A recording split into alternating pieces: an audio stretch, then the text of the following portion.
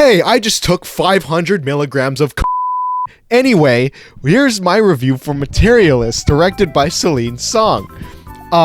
So I had recorded this review and also this other review and this other review for other films that are coming, for films that I have just seen. But the recording for all of these are now lost and gone because my computer sucks and I want to chuck it out a window. So here's my re-recording, hopefully better version of these reviews. I am not well.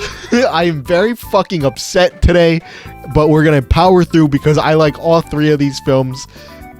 Whatever. So Materialists. It's gonna sound like I hate all three of these, but I promise you I like them. Materialists. It follows a matchmaker played by Dakota Johnson. She is caught up in a love triangle with an aspiring actor, ex-boyfriend played by Chris Evans, and also this charming billionaire played by Pedro Pascal. Now, this is the second film from writer-director Celine Song. She previously did Past Lives, which came out like 2 years ago. I really like that film. It's great. If you haven't seen it, please do. This feels very different from Past Lives, but it still has a lot of that same heart and soul that her other film had. Obviously, this is a commentary and satire on the modern dating scene, and it acts like one through and through. That being said, there's topics and themes in this film that that are uncomfortable and tough to watch and to listen about. Whether or not these moments work for you, that is, up for debate. I imagine film Twitter is being a bunch of fucking idiots about this right now. And whether or not the resolution to these plot points are satisfying is again up for debate, and I guarantee you film Twitter is being unnecessarily stupid about it, as we've seen with their YouTuber being filmmakers debate. That whole fucking stupid bullshit. I know film Twitter is upset at Celine Song for liking Zootopia or some nonsense because God forbid people like movies. How dare you like the movie that I like, or how dare you like this children's film?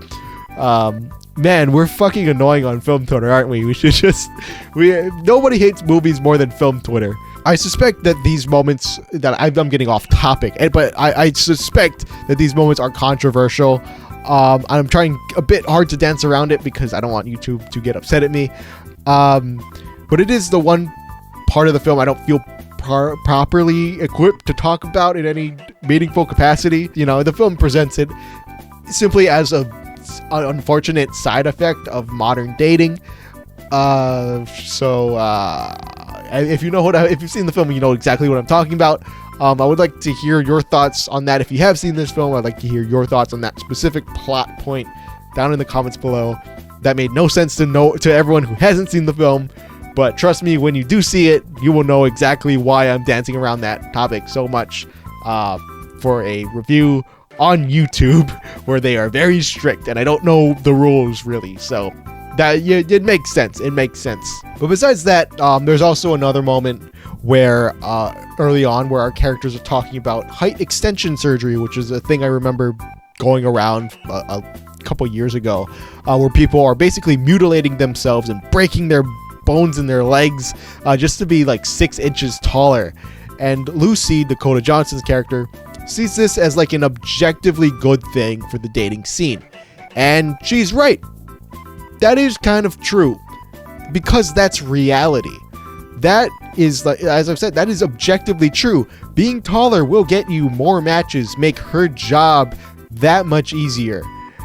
But with that being at the beginning of the film, it pretty much sets up her character arc, and you know where things are going. Okay, but I do think that this is a pretty brave script. I do applaud Celine Song for choosing to make a film that challenges the audience and holds a mirror up to them, and sort of, it's asking them to, think about the way they're approaching life, think about the way they're approaching dating, while also being romantic and funny and kind of hopeful in a way. Dakota Johnson, I've noticed, is getting a lot of flack for her performance in this, with people calling her like, oh, she feels stiff, closed off, uncomfortable.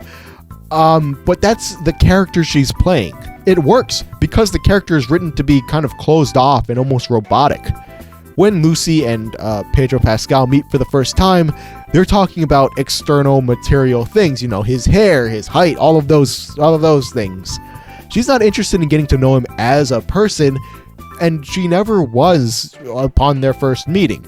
She sees value in someone for their material aspects, not for who they are. So in a way, she's like playing a human version of a dating algorithm. She needs to play that part stiff, robotic, whatever you call it, in order for that part to work, and she does it really, really well. And while I think Johnson delivers the best performance here, I also think both Pedro Pascal and Chris Evans do amazing work here, as you know, on top of that.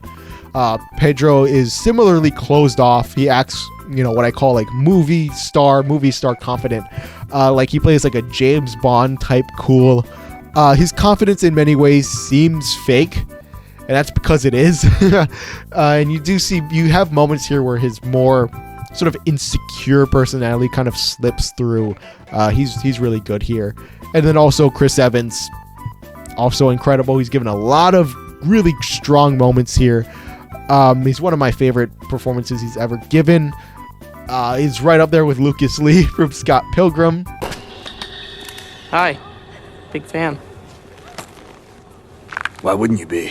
He's given a lot more to do emotionally than Pascal. His character requires him to be vulnerable, but also quite aggressive at times, which leads me to, I don't know, a bit of a complaint.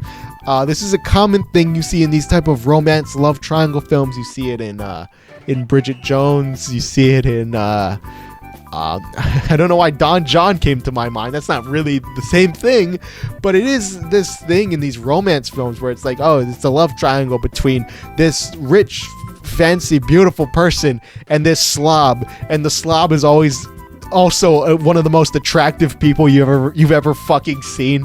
It's like, oh, fuck you. You know what I mean?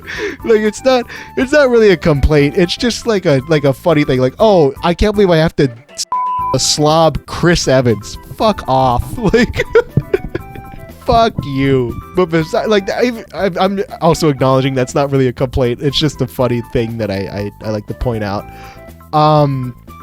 But yeah, if you really wanted to, like, I don't know, make it more about, if you wanted to make it more relevant to the current dating scene, maybe don't cast Chris Evans, the 6 foot tall hunk.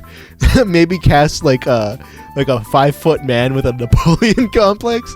Like maybe cast put comic accurate Wolverine in this film. That's what the love triangle should have been. It should be Pedro Pascal and comic accurate Wolverine. But yeah, anyway, I do think that this is a cute romance film, and in many ways it does go above and beyond what it sets out to do. I think, you know, in a lot of ways it is a standard romance film, but having it set in the modern day and also, you know, having it be reflective of our own sort of today's dating standards and all of that does give it a sort of, you know, unique identity, and sort of, you know, it does elevate it to something a little bit more. So for that reason, I'm going to give this 4 out of 5 stars. I do really enjoy it, and I do think you should check it out. It's a very interesting film, very cute, very fun.